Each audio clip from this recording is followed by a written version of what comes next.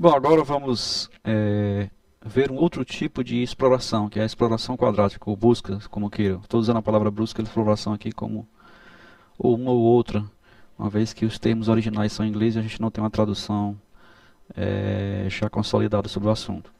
Então vamos pegar aqui o termo quadratic probing, que é a exploração quadrática, e nós vamos ver como é que ela funciona. Bom, nós vimos agora há pouco a exploração linear, e a exploração linear ela tem um problema, ela cria sequências de chaves dentro da matriz, ou agrupa sequências de chaves dentro da matriz, que são chamadas de clusters. Então ela agrupa essas sequências de chaves e essas sequências tendem a ser muito longas. Quanto maior, né, diríamos assim, quanto mais preenchida tiver a matriz, maior serão os comprimentos dos clusters e isso vai degradar, né, digamos assim, a performance ou o desempenho da nossa matriz, da nossa tabela hash. Então, itens que deveriam estar no meio do cluster fazem-no crescer cada vez mais rápido. Então, sempre que os itens, né, os itens foram sendo colocados no cluster, e quanto maior o cluster, mais rápido ele cresce. Né? Isso é um efeito que ocorre nessas tabelas hash. Bom, um termo que utiliza normalmente para medir, mais ou menos, vou dar uma ideia da eficiência da tabela, como é que está a situação da tabela, é o fator de carga. O fator de carga nada mais é do que o número de itens dividido pelo tamanho da matriz. Então temos que uma matriz e um tamanho, a nossa tabela hash tem um tamanho, e o número de itens que nós temos aqui. A razão entre um e outro forma o nosso fator de carga. Os clusters se formam mesmo quando o fator de carga é baixo, quer dizer, não é porque quando aumenta muito os clusters também aumentam, que quando o fator de carga está baixo também não há cluster. Assim, os clusters aumentam mesmo quando o fator de carga é baixo. A exploração quadrática, ela tende a evitar a formação de grandes clusters. Né? Essa é uma forma de você tentar evitar a formação de grandes clusters e utilizar a exploração quadrática.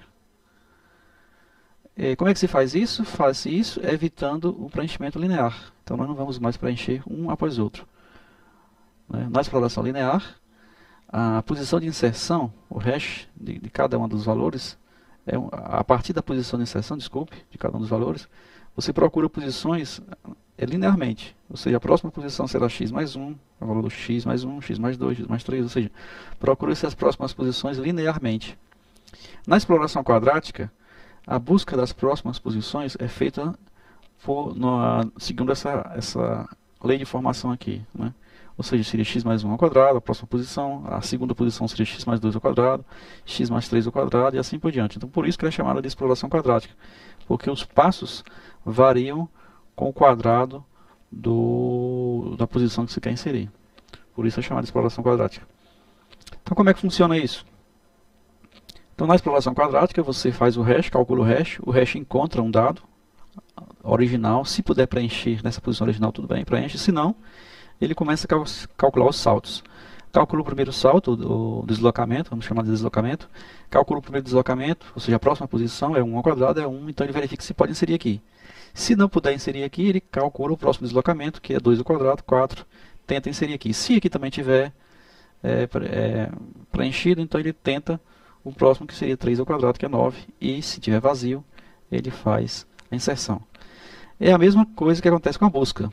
Então, na busca, você vem com o dado, calcula o hash, verifica se na posição do hash ele está, se não está, calcula o deslocamento, verifica se está no próximo, se não está, calcula no próximo deslocamento, e no próximo deslocamento até encontrar. Então, isso aqui é um exemplo de busca bem sucedida. A busca mal sucedida, ela acontece da mesma forma, né? Você calcula o hash, procura na posição do hash, procura nas posições segundo a lei de formação dos quadrados, e na posição, se em alguma das posições nessa sequência ela encontrar um vazio, então a busca foi mal sucedida, realmente esse valor não está na tabela hash.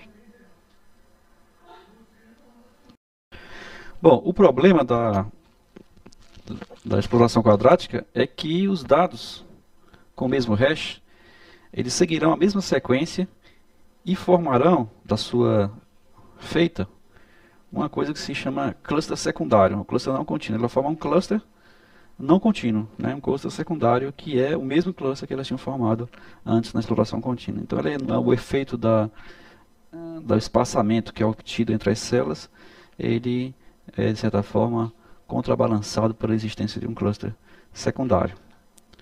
Bom, e daí só nos resta tentar uma outra solução.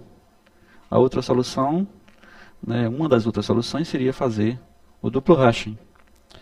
O duplo hashing, ele evita a existência de clusters tanto primários quanto secundários, fazendo um hash duas vezes. Então ele faz o hash uma primeira vez e uma segunda vez com duas funções hash diferentes. São duas funções hash diferentes, então para um primeiro hash igual de dois valores diferentes, o segundo hash não necessariamente será igual. Então essa propriedade da função hash faz com que a gente possa utilizá-la a nosso favor. Então, qual é a característica da função hash secundária, a segunda função hash?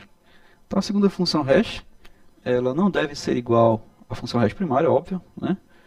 Ela nunca deve ter saída zero. Então, deve ser uma função diferente, não deve ter saída zero. Uma função que os estudiosos da área já desenvolveram e consideram eficaz é essa função aqui. Você tem que, ele calcula na segunda função hash o que a gente chama de deslocamento. O deslocamento vai ser uma constante menos a chave módulo da constante, onde essa constante é um número primo menor que o tamanho da matriz.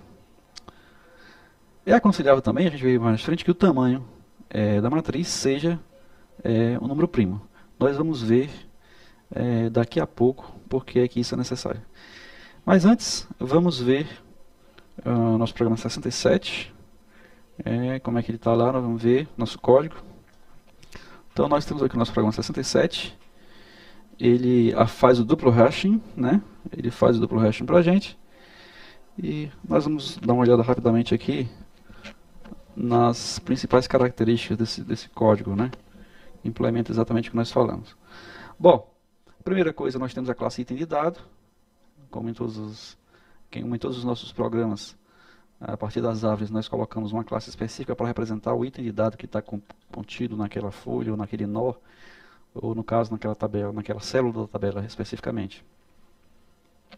Nós temos a nossa classe tabela hash, que ao ser inicializada criará dois atributos.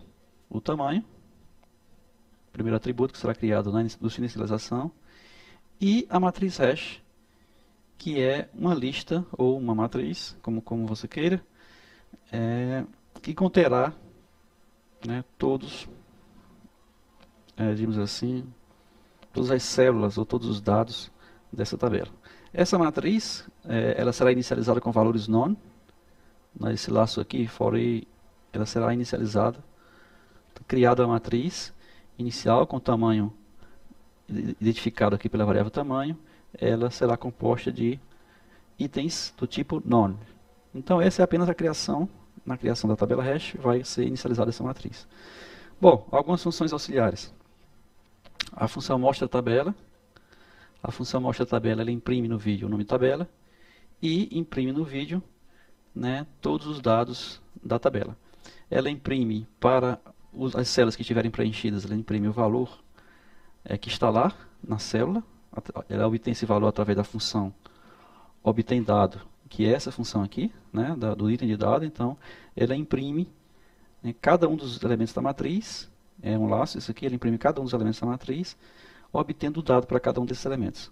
Se esse elemento da matriz for non, né, não foi preenchido ainda, ela imprime simplesmente uma stringzinha de asteriscos, só para dizer que naquele ponto não há valor ainda. Bom, então isso é para imprimir, isso é para inicializar a tabela hash. A função hash1 é aquela primeira função de hash que nós usamos também na nossa tabela hash com exploração linear. Nós estamos usando aqui com duplo hash, a primeira função. E nós temos a segunda função hash, que a gente usa a função que nós mostramos na transparência. Nessa função nós escolhemos as constantes 5, né, que deve ser menor do que o tamanho da matriz que a gente vai colocar. Então, na hora que ele pedir o tamanho, a gente deve colocar um número maior do que 5. De preferência também o número primo, a gente vai ver mais na frente por quê. Bom, então nós temos aí as nossas duas funções hash.